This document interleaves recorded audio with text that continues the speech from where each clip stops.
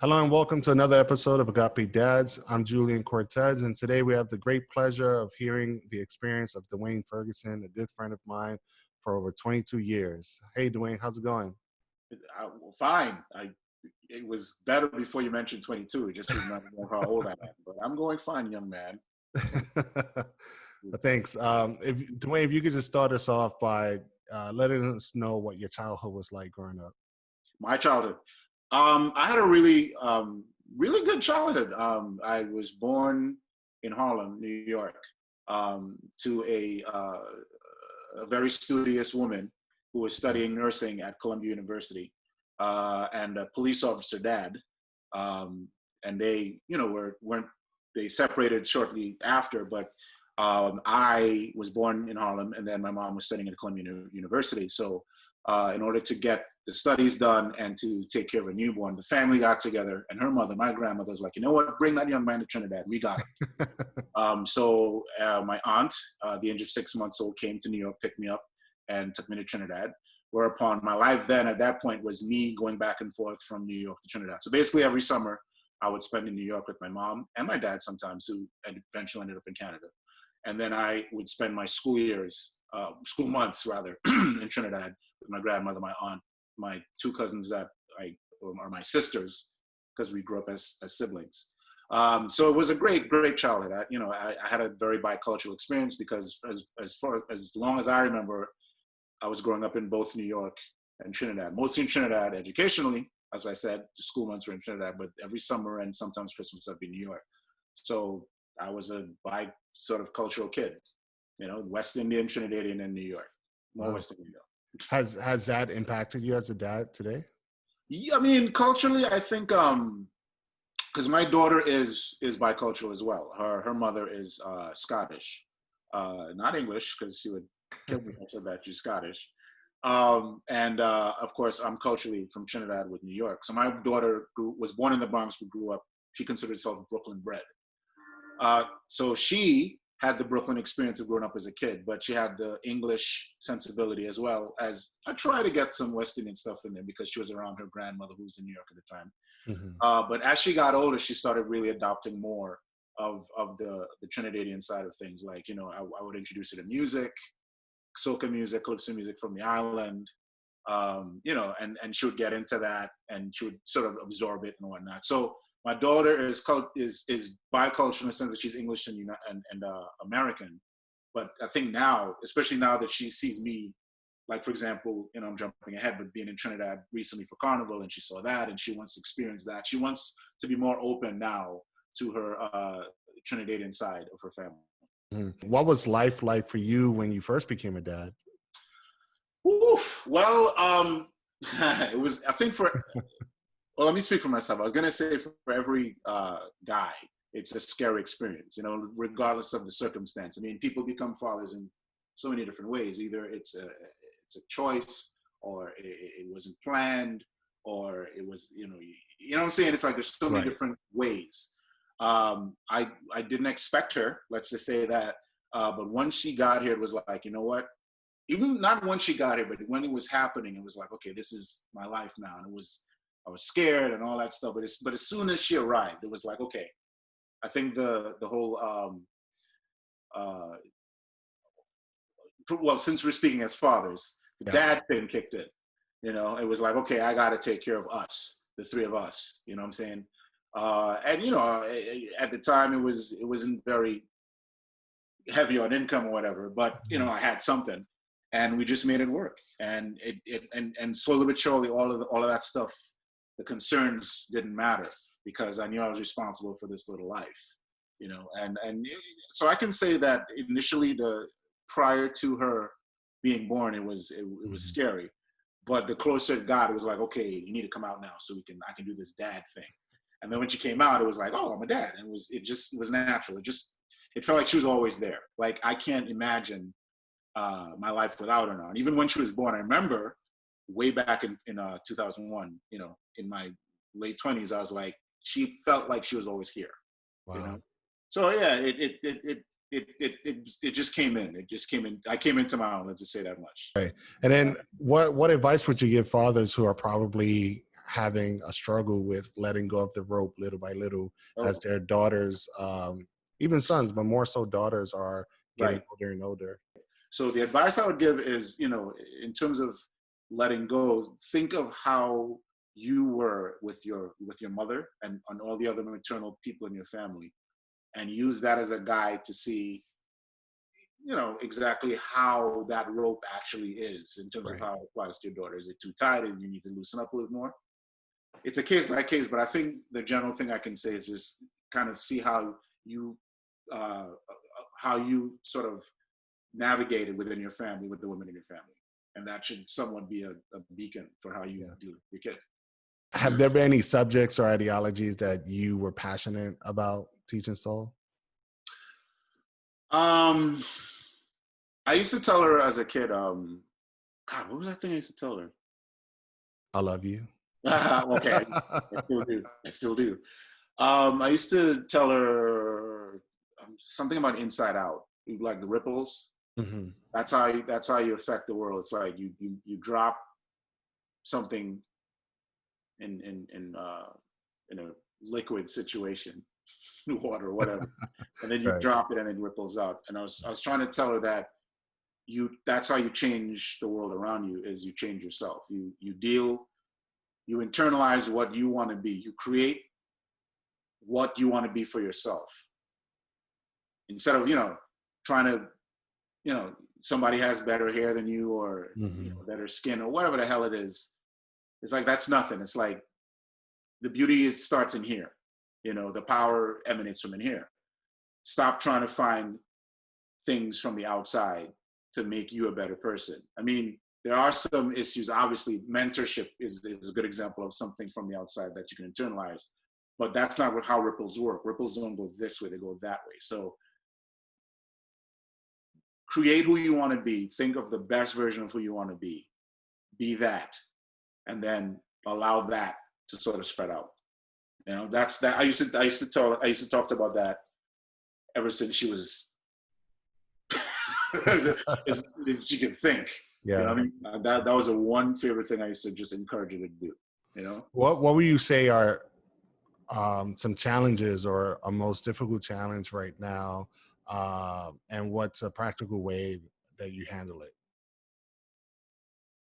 If you'd asked me that like maybe 2-3 years ago, I'd say, all right, well, the challenge is, mother and I, we don't see eye to eye, da da da. Hmm. But things happen for a reason, right? So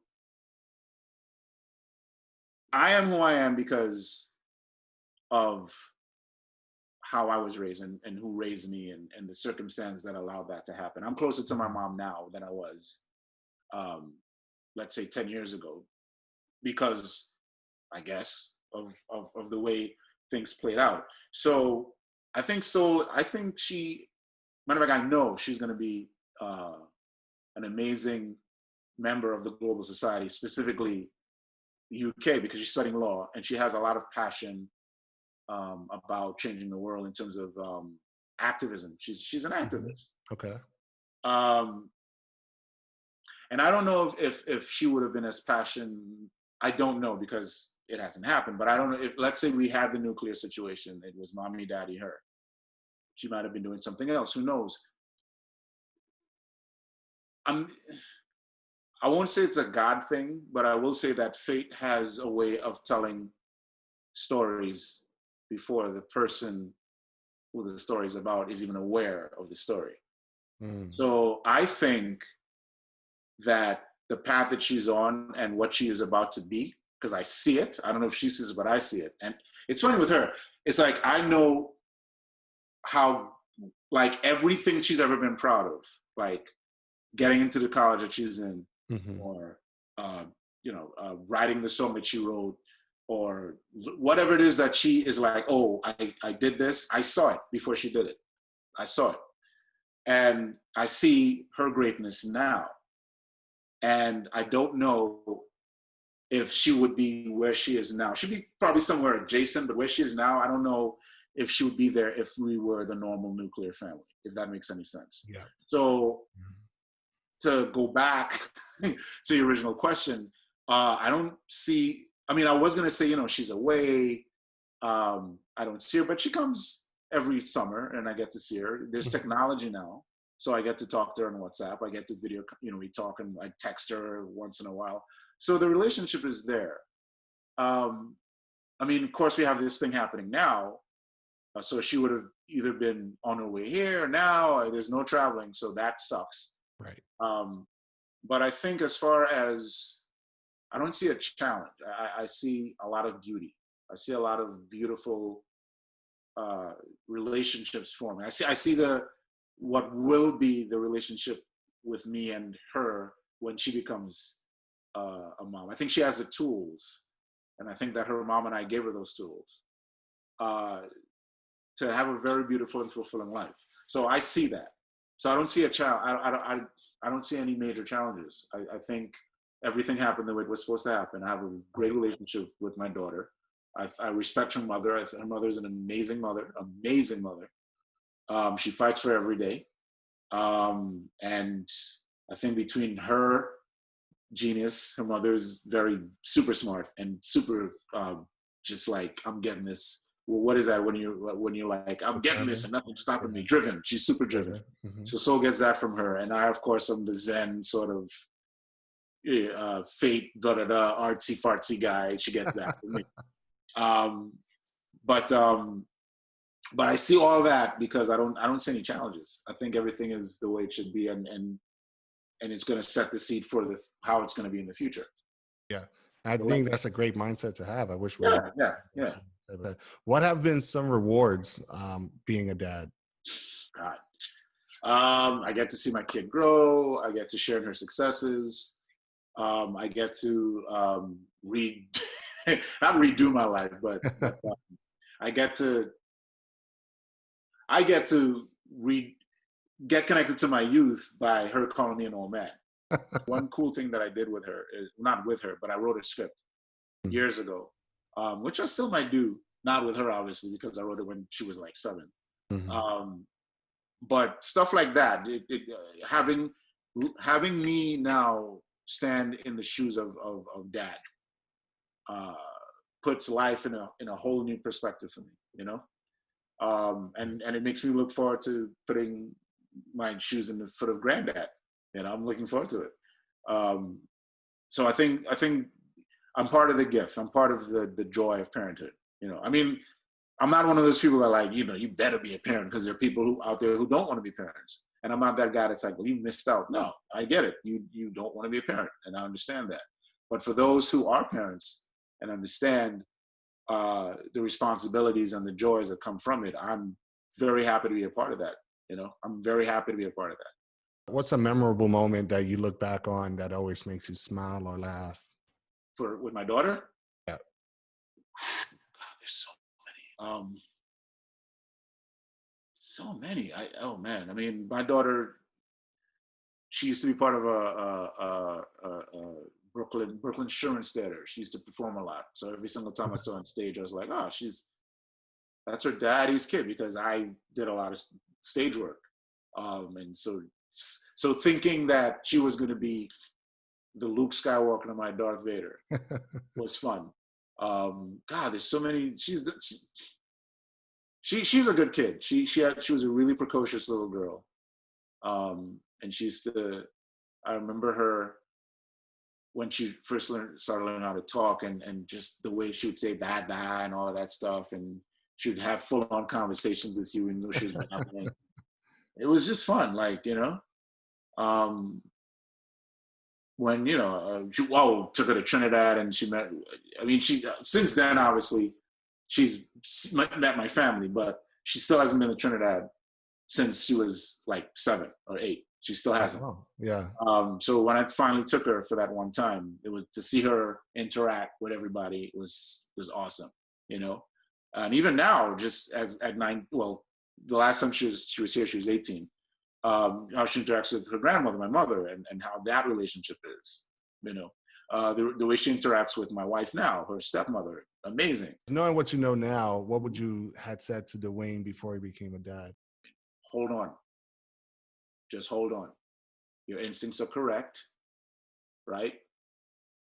And it will get better. Right. So, I mean, because at that time, it's funny, at that time, we were a family. It was me, her, and mom, Mhm. complete family. So there's Mhm. nothing, God knew what was about to happen. So I'm not going to come out and be like, man, look, some messed up stuff's about to happen to you and it's not going to be good. I'm not going to say all of that. I'll just literally be like, dude, just hold on and follow your instincts. And, see the gray, all that stuff, that's wisdom. That's experience. You know what I mean? It's all good. You look this way because you did what you had to do. So just hold on. I wouldn't change a thing. Yeah. I really wouldn't change a thing. And I think that's a great note to end on, to Oh, let fathers know to hold on, Just hold on. Yeah. Yeah. Just hold on. I mean, you have one life. Everybody has one life, So part of the life that you have, I think, is the privilege of being able to watch your kids experience theirs. You know what I mean? Right. That is the greatest, I think, one of the best privileges you can have. And if you're lucky enough to see your grandkids live theirs and your great grandkids, because that's in my family. My grandmother lived long enough to be a great grandmother, and my oldest sister's a grandmother, which means my aunt, the vessel who carried me from Trinidad, is a great grandmother. We have all that's happening in my family, and it's an amazing thing to see these kids grow. And and you may think, as parents, you may think kids they do dumb things and they annoy you, and of course they're kids, right?